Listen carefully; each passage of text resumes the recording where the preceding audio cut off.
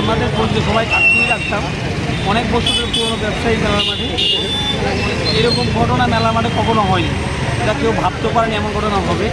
সবার জন্য দুঃখজনক। উনি সবাই পাড়াতে যারা বাড়ি ছিল সবাই অনেক আগের থেকে ওনাকে চিনে, ওনার সাথে রিলেশন, সবাই ওনাকে শ্রদ্ধা করে।